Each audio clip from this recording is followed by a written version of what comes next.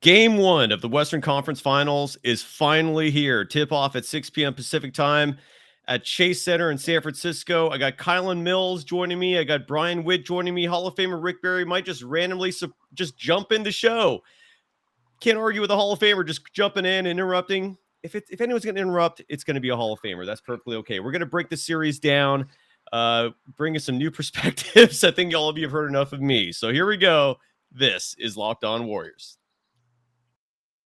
You are Locked On Warriors, your daily Golden State Warriors podcast.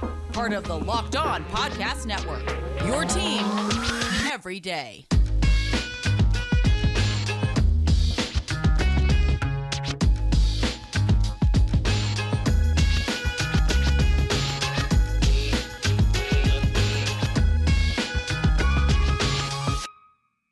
Thank you for making Locked On Warriors your first listen every day. We are free and available wherever you get podcasts. You can follow Kylen Mills on Twitter at Kylen Mills. You can follow Brian Witt on Twitter at Witnessed with an extra T in there representing his last name. You can follow me, Cyrus Saatsaz, on Twitter at DogSurferOcho. I'm going to say one thing to start the show, and then I'm going to just lob questions to you two and would love your insights.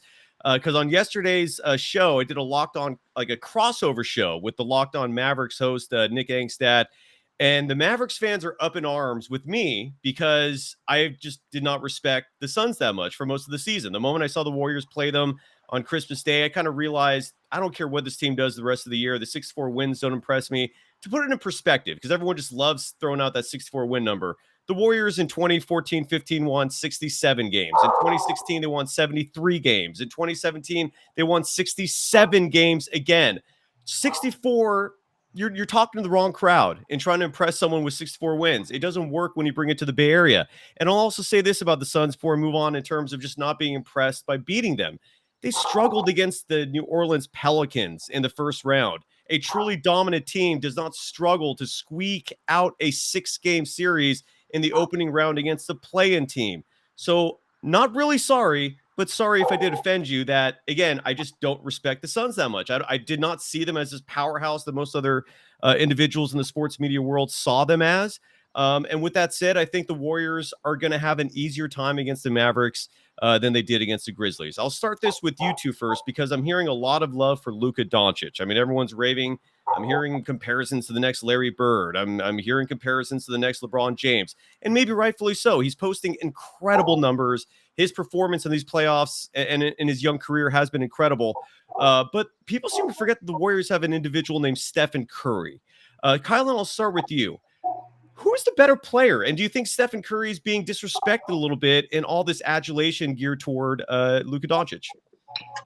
I do not think that he's being disrespected. So I think that Luka Doncic is probably the best player on the floor in this series. I just think where he is in his career right now and the way Steph Curry has been playing recently. I mean, I just was looking at Steph's numbers.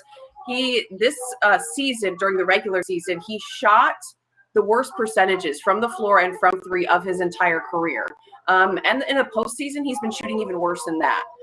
So, I mean, that's the reality of where he's at right now. I'm not on the, bandwagon of Steph is washed by any means, but I think we do also have to recognize that he is getting older and he may be getting to the twilight of his career. I mean, the numbers this season, again, were the worst shooting numbers of Steph Curry's career. So that's something you do need to take into consideration.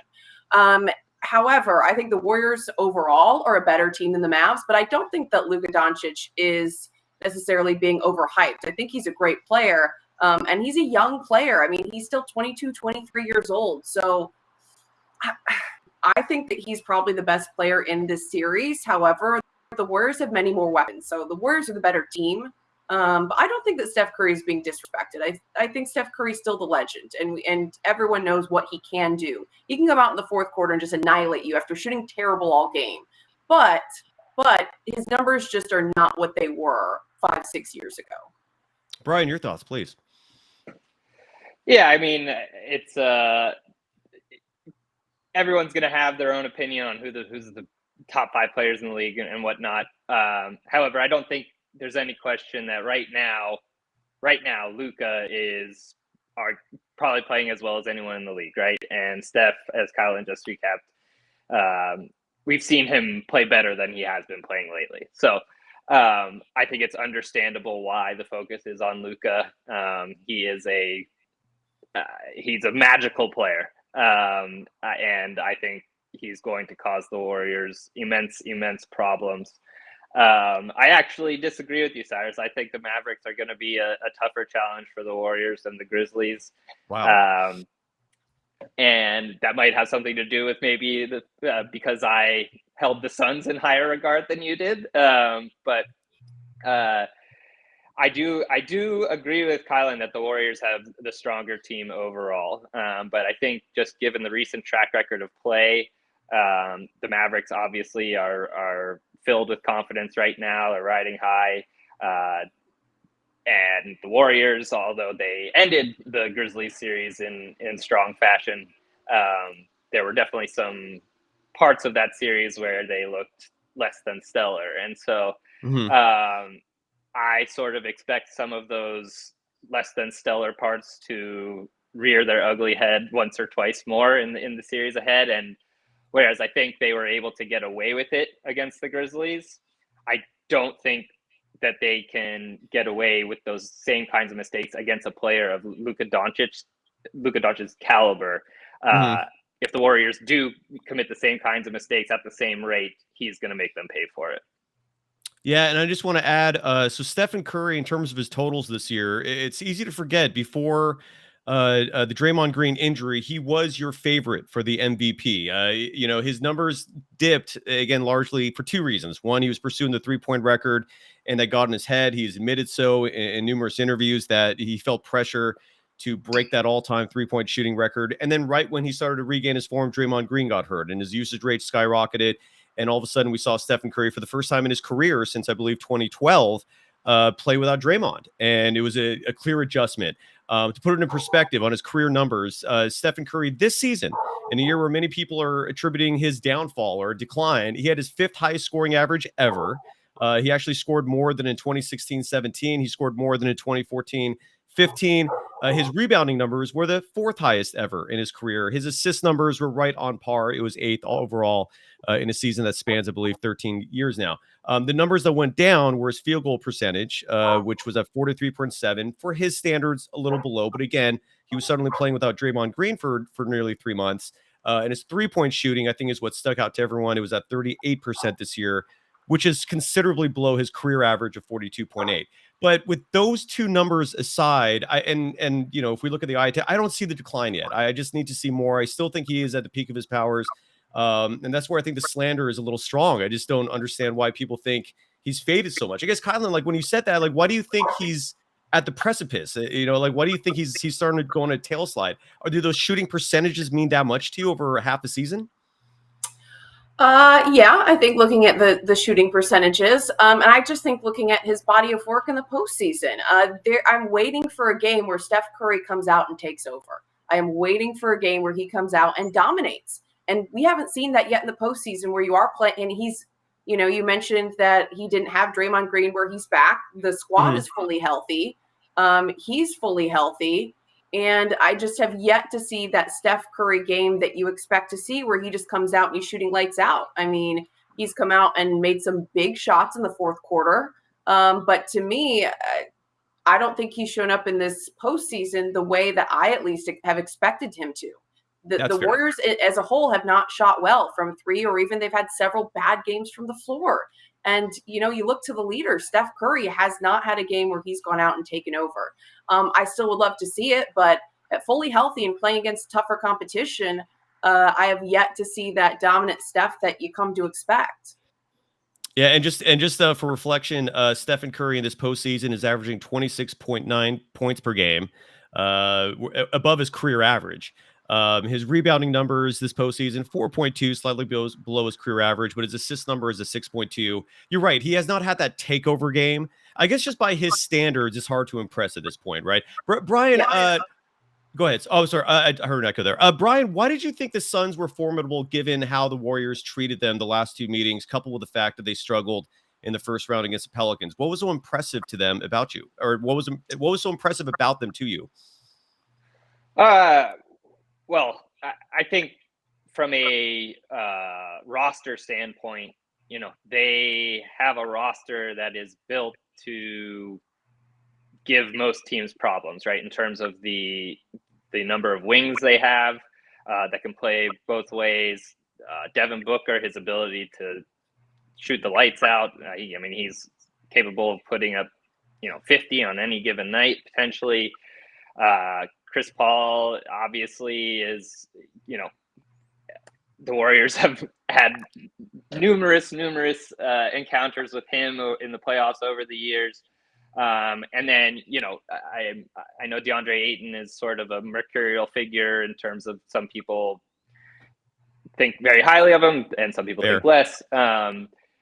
But still, there's no doubting his skill. And even though I happen to think that, Draymond would have nullified him to a certain extent over the course of a 5, 6, 7 game series, Ayton and everyone else on the Suns would have had their moments in which they, really contributed. And so I just, I thought, especially given the injury to Gary Payton, who, if the Warriors had Gary Payton going up against the Suns, I would have felt much more confident in their ability to get past the Suns. Obviously, Chris Paul sort of faded towards the end of that second round series. So who knows there, but and then I think there's also the element of the Suns and the Warriors are in the same division. Devin Booker has grown up in the NBA playing against the dynastic Warriors 5 times a year. And, there's an element of sort of the little brother thing, right? And I don't know about you two, but I'm a younger brother, and there's nothing quite like beating your older sibling. No, I'm an older, and so going back to the Kylen, what's your sibling story, by the way? I just have one sister, but she's 2 years younger, so I'm the older sibling. Okay, so maybe you relate to this, Kylen. The older sibling always wins. No offense, Brian, but it's just, you're right. I could see you loving it when you beat the older sibling, but like when the Niners played the Ravens in the 2012 Super Bowl, I was dreading it because if of all the teams the Niners had to play, it was Jim Harbaugh's older brother. I was just thinking, like, damn it, like, you don't beat the older sibling. It just doesn't happen. It's rare. So I feel you, Brian, because you're right, man. The older sibling just has the edge. But you are the darling of the family. I always like to I'm the middle child, so I'm younger and older, so I get it. So did you at least give a beating on the youngest as sort of like a release for all the torture you got? Yeah, unfortunately, he was my size pretty much our entire lives, so it wasn't as effective. But those days are behind us. And we're going to obviously cover this series extensively in just a moment. And I want to add finally, for the people that have criticized me for saying the Grizzlies were the second best team in this postseason, I've been saying that fervently. Beside the fact that they did have the second best record in the regular season, they also beat the Suns 2 out of 3 times, including their last 2 meetings, and they were handedly defeating them. So I just, that's what I base my opinions on. And, if you disagree, so be it. It's okay.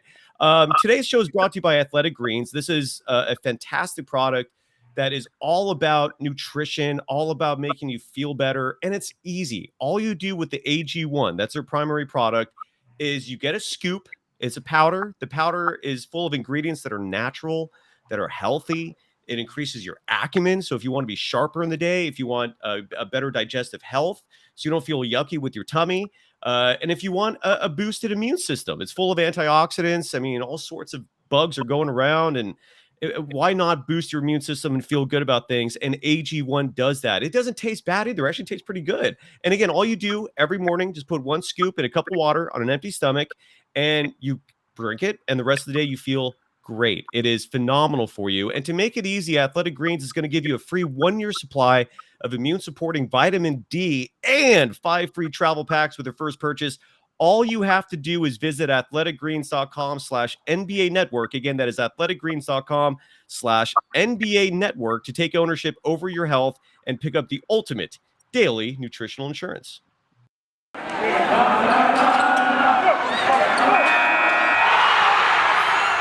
You are Locked On Warriors, your daily Golden State Warriors podcast. Part of the Locked On Podcast Network, your team every every day. Thank you for making Locked On Warriors your first listen every day. Make sure to go check out Locked On NBA Big Board host Rafael Barlow from NBA Draft Junkies and author of the NBA Big Board newsletter. And he's joined by Richard Stamen, Sam Ferris, and Leif Thulin, giving fans an in-depth look into the NBA draft, mock draft, player rankings, and of course the big boards. It's free and available wherever you get podcasts. So is Kylen Mills and Brian Witt on Twitter. You can follow Kylen Mills on Twitter at Kylen Mills. You can follow Brian Witt on Twitter at Witnessed with an extra T in there. Let's size up the Warriors and Mavericks. So first of all, I want to say size. All the big obstacles, the DeAndre Aidens, the Nikola Jokic's, they're gone. They're out. The Giannis Antetokounmpos. The Warriors don't have to deal with bigs for the rest of the postseason. I think Draymond Green is going to feast defensively. Kylen, I'll start with you. How do you see the size matchup going between the Warriors and the Mavericks? And do you think that's going to be advantageous or a disadvantage for the Warriors? I mean, it's a good thing for the Warriors that some of those bigger bigs and the more, aggressive bigs in the league are out, given the Warriors' lack of size and the fact that their only healthy center is Kevon Looney, who, hats off to him for playing fantastic in Game 6. You can't talk about that enough. However, the small ball has worked. My big question is, how are they going to stop Luka Doncic? While he's not a big, he still offers a unique problem for the Warriors because he's a perimeter player, but he is big and he's strong. He is incredibly strong. So how do you stop him? Andrew Wiggins, obviously, to me, would stand out as the first option to guard him off tip-off. Given his size, his athleticism all season long, he's been guarding really the best player on the Warriors' opponents. And he's done a good job. And I like his size matchup, but still, Doncic is strong. I could see Draymond Green matching up with him too, but then that pulls Green away from the basket a lot, and he still does a lot in that post position and in the paint. So I don't know that you want him out in a perimeter player quite that much. So that's why I like Andrew Wiggins guarding him. But I think Luka Doncic presents a unique challenge as far as his size for a perimeter player. Like, he is big and he is strong. I think that the Warriors have to once again win the battle of the boards to give themselves an opportunity to win this series. They did an excellent job with the Grizzlies. We saw it all series long. They only were out-rebounded once against the best rebounding team during the regular season. And I think they need to do more of the same. And even given only one healthy center, they were able to pull that off. By boxing out, doing the little things right. Quick idea rotations. I mean, we saw guys battling for boards. Had a big presence. I think they did a great job. I think they need to do that again. Have to do it again. I think they have to win the battle on the boards to give themselves an opportunity to win this series. Luka Doncic, though, I think presents a unique challenge with his size, given his position, although he's not a big. So I think you're muted. Sorry, I was muted there again. I do that. It's so dumb on my part. I wanted to add too. Yeah, the Warriors just overcame, their biggest obstacle in terms of size. I think. I mean, the Mavericks were the best rebounding team in the regular season, and they overcame that on both sides of the ball. I mean, the offensive rebounding was truly impressive. Brian, what do you think? How is size going to play a factor in this series? And anything else you'd like to bounce off what just Kylen said? Well, size. I do think this series generally, the fact that there isn't a huge hulking center on either side, it plays into the Warriors' hands a bit. It allows them to more freely employ the 3-guard lineups with Jordan Poole out there. Of course, I think the Mavericks would then also flip that around and say, okay, well, then that allows us to play our 3-guard lineups with Dinwiddie and Jalen Brunson out there too. So that's one of the reasons why I'm really excited for this series. I feel like it's a lot of, you're going to do this, well, we're going to do that. And we both know that we can't stop the other team, and we're just going to play it out and see where it goes. And I think it's going to make for a very exciting, even though both of these teams are among the top defenses, I think it's going to be a high-scoring series. I think it's going to be back and forth game after game. I think you're going to have tons of lead changes and some dramatic moments in the fourth quarter. I mean, Luka obviously has a penchant for that, but as we know, don't count the Warriors there either. Kylen brought it up. The the big question that everyone seems to be asking is who guards Luka, Yeah. and the answer is everyone and no one. You know, there isn't a defender in the league that you can put on Luka and say, okay, we're just going to keep him on Luka all game long, and he's going to shut Luka down, and we don't have to worry about that. No, it's going to be a team effort, and even then, there's going to be times when there's nothing the Warriors can do, right? I personally expect that Luka is, in essence, going to win a game by himself in this series. I think you have to expect that there's going to be a game where he's just on fire, and try as the Warriors might, they're not going to be able to overcome it. And that's one of the reasons why I think this series is going 7, but I'll get to that later.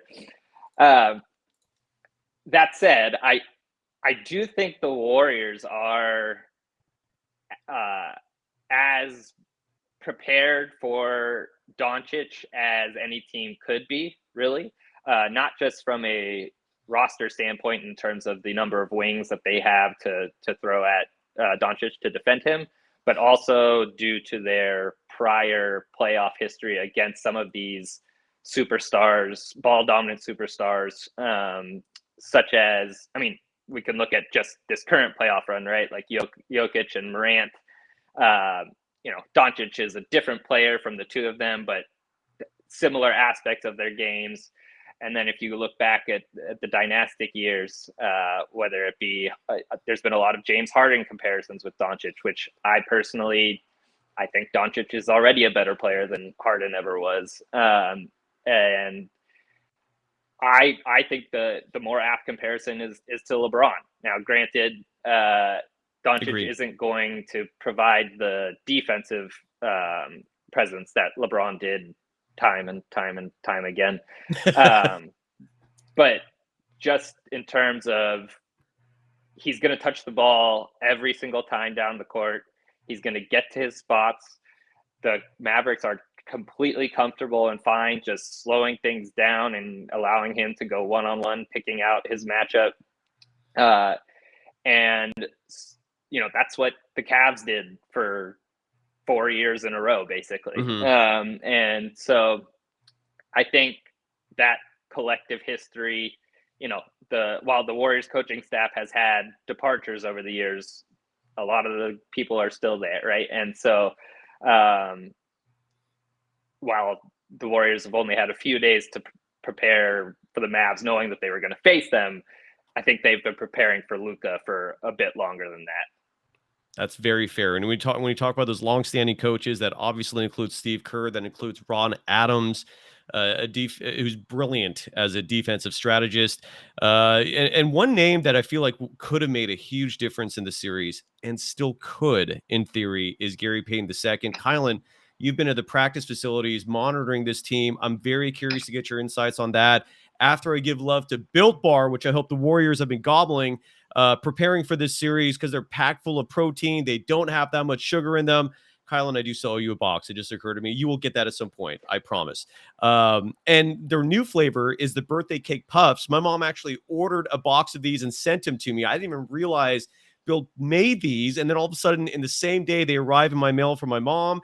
And the ad copy is updated to include the birthday cake puffs, which tastes like that plastic tub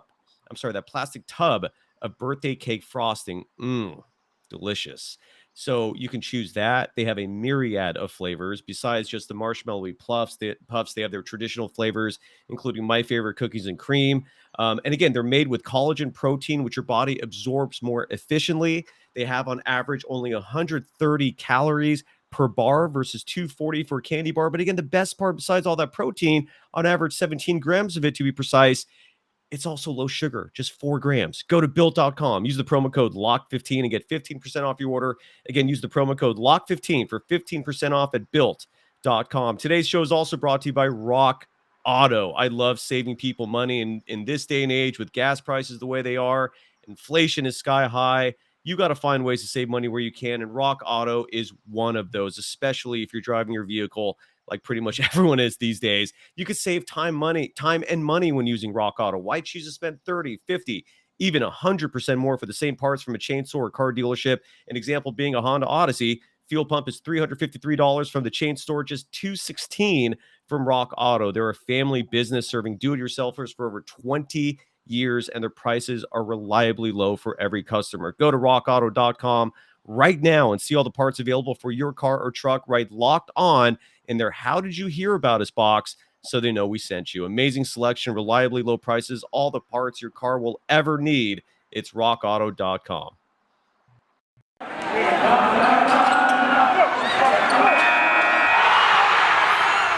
You are Locked On Warriors, your daily Golden State Warriors podcast. Part of the Locked On Podcast Network, your team every day.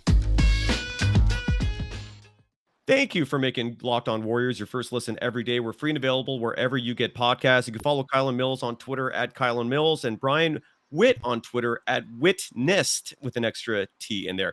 Kylen, the Gary Payton II news was shocking. The fact that he is technically eligible to come back in this series at some point. There is video footage of him at practice. Stephen Curry was just observing him closely. That really stuck out to me. He's no longer wearing a cast. What have you seen going to Warriors practice? First of all, I just want to say that my husband just delivered me a coffee. Married life is great. Married life is great. Brings me a coffee unsolicited. So I just got to give a shout out to good husbands around the world. That's still the honeymoon phase.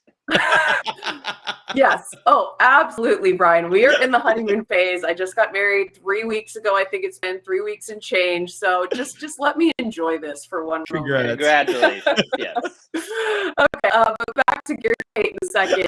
So Cyrus, technically 3 weeks from the day he was injured would be next Wednesday, or from the day that they first announced that he had that fractured elbow and that he'd be out 3 to 5 weeks. So according to the timeline, the earliest that he could potentially return would be next Wednesday. Of course, does that mean he returns to start shooting around in practice? Is he 100% ready to be involved in game action right away? Don't know that. As far as being out at practice, he's been dying out there. I can tell you that much from Gary Payton II. We just heard from him yesterday. He's been really, really actively keeping his conditioning.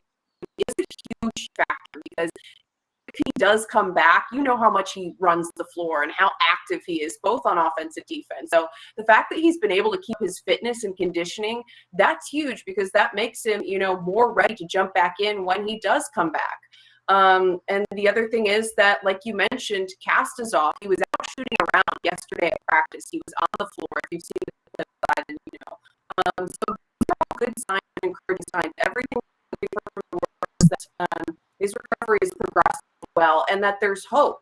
There's hope we could see him by the end of the series. I think that 3 week mark is a little bit soon, but I wouldn't be shocked if by the end of next week he's back getting involved at practice with doing some ball work, and all of that's positive. I mean, we don't know how long the series is going to go, so that's another factor, but I like the possibility that he got things going well. When he does get back, he's already conditioned and ready to play. That's potentially phenomenal news. Brian, who are your X factors in this series? There's the obvious big names, but for the Warriors at least, because Steve Kerr alluded to the last regular season meeting between these two teams as being really the prime example for how to strategize for them and how to prepare for them. One thing that sticks out from that 122-113 win for the Mavericks was the fact that they doubled Steph extensively, especially in the fourth quarter, where Steph didn't even get a shot up. They double him from the moment he crosses that half-court line. So there's going to be other players that probably are going to need to step up for the Golden State Warriors if they're going to win this series. Who do you think those X factors are? And then Kylen, I'll ask you next. Yeah, so he certainly isn't someone who's going to sneak under the radar, but I think this is a Jordan Poole series. I think I think he's going to be the barometer in terms of how successful the Warriors are.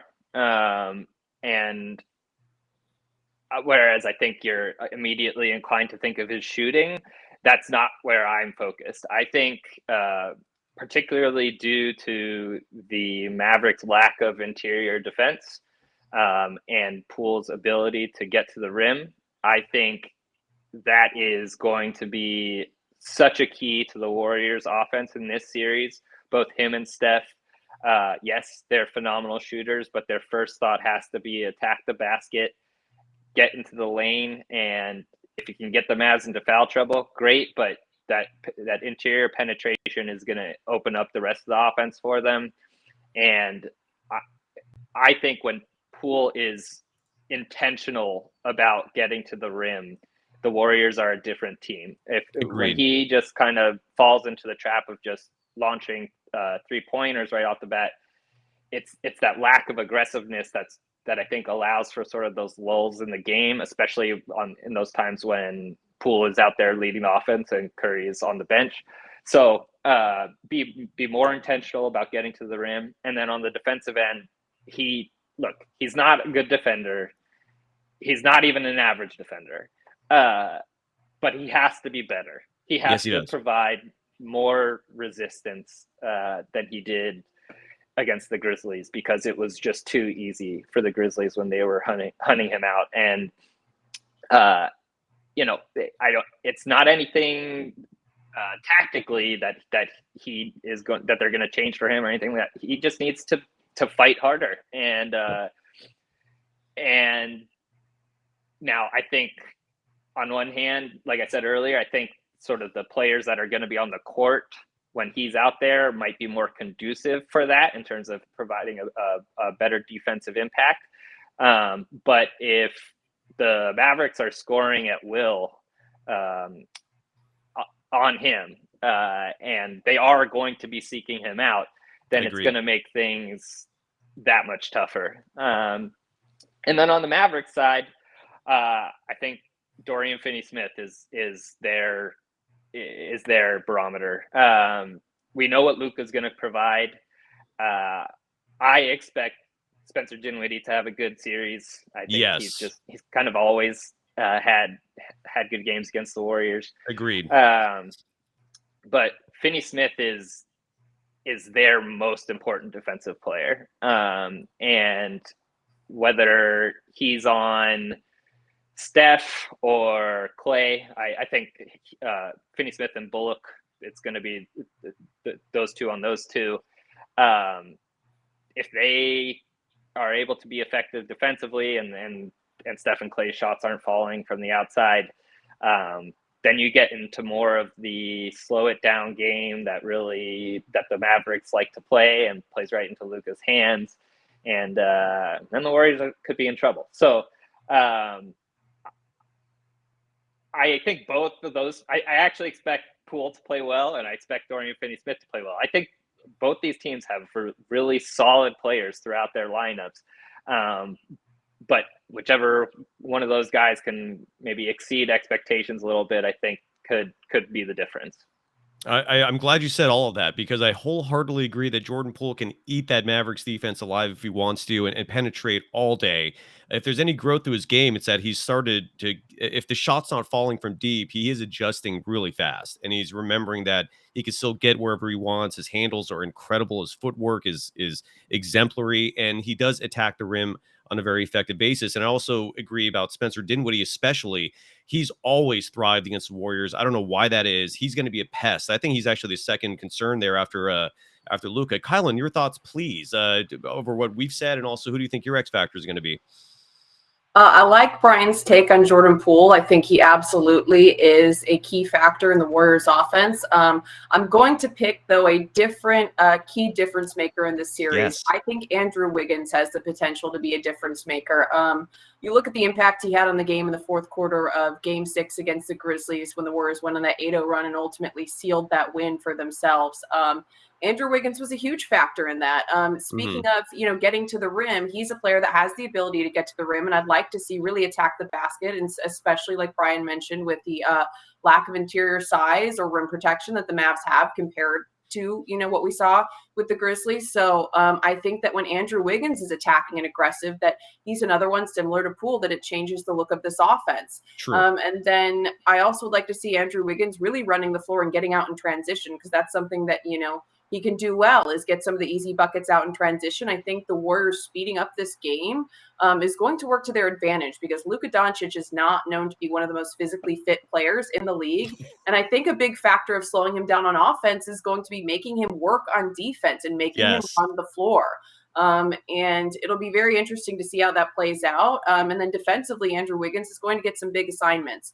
I agree with Brian that there's not going to be one player who's going to be able to stop Luka. I mean, it's just unrealistic, and he's going to score. But Andrew Wiggins, I think, does have a potential to be able to wear him down a little bit, to be a pest to him, just do whatever you can to make it difficult for him defensively. So I think that on both ends of the floor, he could be really, really key for the Warriors. And I feel like he slides under the radar a lot. You look at the Warriors, those big three in their backcourt, when they do run that 3-guard lineup, but I feel like Andrew Wiggins gets forgotten about a lot. And I think that he has potential to really be an impact player in this series, especially, just given the matchup and given that he's really going to be needed defensively. And I don't know, for me, he was one of the key factors in the Warriors win in Game 6. And I think that he has potential to really be a difference maker if he comes out and is aggressive and does what he needs to do on D. I love both of you. Thank you so much for literally expressing my thoughts. Bravo. And just my opinion. So I'll wrap the show up with this. Game 1 is tonight, Western Conference Finals. I still think the dynasty is intact. I don't think it's gone anywhere yet. They just had a little 2-year break because they had to. No, I mean, when you go 5 straight, finals runs like they did, you need a timeout there. There's only so much energy your body can expend. Kylen, I'll start with you. What is going to happen tonight, and what's going to happen in this series? What is your prediction? And give us any additional takes you'd like to provide.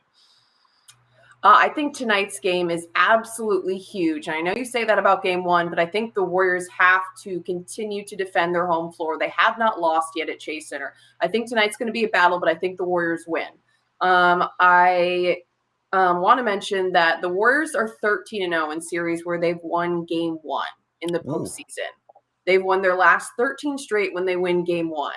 So if that's any indication, if the Warriors win tonight, can they keep the streak going? I don't know, but I think you definitely do not want to lose on your home floor Game 1 and to lose that home court advantage, because home court advantage is huge in the postseason. I know that's something Warriors players have talked about.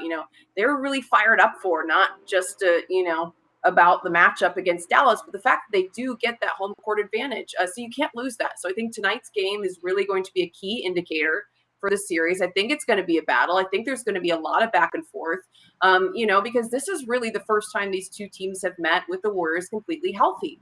And I feel like I've said this about every matchup, but I put all these asterisks by the regular season meetings because the Warriors' big three were not healthy. They didn't play together all season long.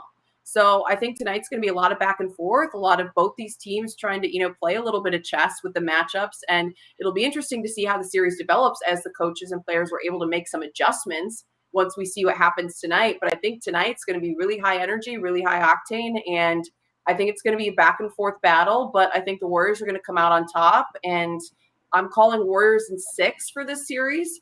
That's my prediction. I think the Warriors have the better team all around. They have more threats offensively. I think that they managed to, get Ja Morant under control. And I think that they'll be able to, do enough to offset Luka Doncic, though he will still score a lot of buckets. So that's my prediction. I'll toss it to Brian. And 6 is interesting. I hear people say 6. That means the Warriors will win in Dallas for Game 6. That's extra spice to that prediction. Brian, your thoughts? Any additional thoughts as well besides your predictions, please? Yeah, no, I'm just so excited for the series to start. I've really been looking forward to it. I've kind of been going back and forth about Game 1. I think if you're a Mavs fan, I think you have plenty of reason to feel confident thinking that, hey, if we're going to take one of the first 2 games, that maybe it's this one when, the Warriors have been off for a few days. They haven't been on top of their game necessarily. We just blew the doors off the Suns on the road in Game 7. We're riding high. I can see why the Mavs would be confident going into tonight. And they are. That said, they are. Yeah. I think it's going to be an awesome game tonight. I give a slight edge to the Warriors in Game 1, and I think they'll squeak out a win. However, I think it's going to be 2-2 after 4 games. Okay. And with both teams winning one on the other's home floor. And then I think they hold serve the rest of the way. I think it goes 7. I think the Warriors close it out at home in Game 7. I think it's going to come down to the very end. I realize that, I think I'm higher on the Mavericks than maybe most people, but there's just something about them that I think they just cause a lot of. They're very solid in all aspects, and they're going to cause the Warriors a lot of problems. They've got good shooters, but ultimately, I think that lack of interior defense and the Warriors' just championship pedigree ultimately is going to be enough to push them through into another finals berth. And yes, the dynasty is still ongoing if they add another championship this year. It's 2 years is not long enough for it to cease. So absolutely, it'll be 4 titles in 8 years. And I'll finish with this. And if you have any feedback to what I say, please do bring it. The Mavericks don't scare me the way the Grizzlies did. And a huge part of it is that I don't think they're complete in all facets. They're not a great rebounding team. I know the numbers show they're solid defensively, but I just don't see them intimidating the Warriors the way the Grizzlies did. I don't see them causing the turnovers the way the Grizzlies did. Whatever weird little anecdotes that were dropped out there regarding Draymond Green's, lack of offense, or we saw the Big Ogre, as Draymond Green calls Kendrick Perkins. I love that nickname. He was accusing Draymond of being scared of shooting, which is a laugh. It's just the Grizzlies were a very long team and gave Draymond pause when he wanted to shoot and attack. The Mavericks don't present that. I really think Draymond is going to put up more points than we've seen in recent years, especially in the postseason, just because it's going to be open for him all day. When the Warriors bring out the splash party, and when I say that, I hope you all understand by now, that means Stephen Curry, Jordan Poole, and Klay Thompson. The Mavericks are going to be so focused on those 5 that whether the other 2 is going to be Draymond Green, whether it's going to be Andrew and either Andrew Wiggins or Otto Porter Jr., and it could be anyone. Kuminga has actually, in the 4 matchups this season against the Mavericks, was strong. This is actually a fantastic matchup for Jonathan Kuminga. Moses Moody actually had great games. So it wouldn't surprise me if we see the 2 rookies in this series. But ultimately, and again, I'm getting a lot of criticism for this, and either I'm going to be a total dumbass when this is all said and done, or I'm going to be saying I told you so to a lot of people. But I don't think the Mavericks are at the Grizzlies level, especially when it comes to intensity, athleticism, and length. And those are typically what gives the Warriors the most problems. I think the Mavericks, a lot of people are comparing Luka to when the Mavericks played the Rockets in 2018, when they played the Cavaliers in those NBA finals, largely because they have that one guy with an insane usage rating who just handles the ball. He's ball dominant, and he's an incredible threat. There's no doubt. He's going to get his no matter what. I just don't see Jalen Brunson at 6'1" being the kind of problem that he has been for other teams. I don't see Spencer Dinwiddie actually worries me a little bit, but again, I just don't see him as being the big enough second fiddle. Dorian Finney, I maybe, but I mean, he's not a consistent player. He's not a lights out shooter. He's not a huge threat out there. And then you got the Norman Powells of the world. Who's the one guy, Kleber? I mean, as long as they got to lock him up, because I think he's shooting 49% from 3 in the postseason. That's a concern. But ultimately, this Mavericks team does not scare me the way the Grizzlies did. And I get that sense from the Warriors as well, just based on what they've been saying and so forth. Am I crazy? What do you 2 think? I mean, as you wrap things up, am I talking crazy right now? Am I making some sense? I don't know. I think you bring up good points. I would counter by saying, a big difference between the Mavs and Grizzlies is the number of shooters that the Mavs have, right? And their ability to space the floor. Their 3, Brunson, Dinwiddie, Doncic, Kleber, Finney-Smith, Bullock, there's a couple other guys. They can all stripe it from 3. And, that, whereas the Grizzlies, they were more than happy to let Ja shoot from 3, right? And more than happy to let Dillon Brooks fire away. And so whereas I think we looked at the times when the Grizzlies were shooting the ball well from the perimeter as fluky, I don't think it's going to be a fluke if the Mavericks shoot the ball well from the outside in this series. That's fair. Yeah, I agree. I think this is the best backcourt that the Warriors are going to face, or at least thus far, this is the best backcourt we faced. And yeah, when the Grizzlies were hitting some from outside, I do think it was fluky. I mean, they just are not that outside shooting team. I mean, they dominate on their length. And, like Brian said, they were happy to let Ja Morant take all of the shots and really, be ball heavy. So I don't know. I think the Warriors. He did burn them, but yeah, you're yeah, right. he did. He did. But they will not have the same defensive plan for Luka. Yes. Or this will be over really quickly. Yes, absolutely. But I think that the sense amongst the Warriors, to add a little bit to what you said, Cyrus, is that they feel better about this matchup than they did about the matchup with the Grizzlies. The energy at practice Monday, Tuesday was very, very different than it's been throughout the postseason and even the regular season. Like, there was a very, very just like a palpable excitement. And like the Warriors were really loose. Like, they were all smiling, laughing, having fun. Like, there was just like a different energy, and it's kind of hard to articulate. But I'll just say that in one of the post-practice press conferences yesterday, Andrew Wiggins smiled like 10 times. And like that, that's like a pretty good barometer for where the team's energy and confidence is at right now. Like, he was grinning ear to ear, joking around with several questions. And if you've watched the team at all this season, Andrew Wiggins is like usually, flat across the board, doesn't get high or low, isn't the most expressive on the team. So when he's grinning ear to ear, this team is feeling good and they're feeling confident. So my sense is that the players and coaches are feeling very good about this matchup and feeling very confident going into the series. Yeah, I'm feeling the same way, Ben. We'll see. We'll find out. Game 1 tonight, 6 p.m. at Chase Center. Folks, take those tequila shots and bring the noise, please. Lacob, hand them out of the door. And you follow Kylen Mills on Twitter at Kylen Mills, KRON 4 sports anchor. You follow Brian Witt on Twitter at Witness, former writer for the Golden State Warriors and NBC Sports Bay Area. And when your kid gets a little older, I'm sure we're going to see you producing a lot more great content. You have your priorities straight. I assure you of that. Thank you, folks. These shows aren't great without you. So thank you. And thank you, everyone. Yeah. See you tomorrow. Oh, and want to add tomorrow, Kristen Ledlow is going to join the program from NBA TV and inside the NBA. So I'm excited to get her perspective following game 1, but thank you guys. Thank you, folks. Either of you two going to the game? Are we watching this from home? Yep, I'm going to the game. I'll be there covering it. So, we'll get a first front row seat. I'm excited. I'm very excited to see what Chase Center's like for this. Same. And you were there for game 6. So good mojo. I love it.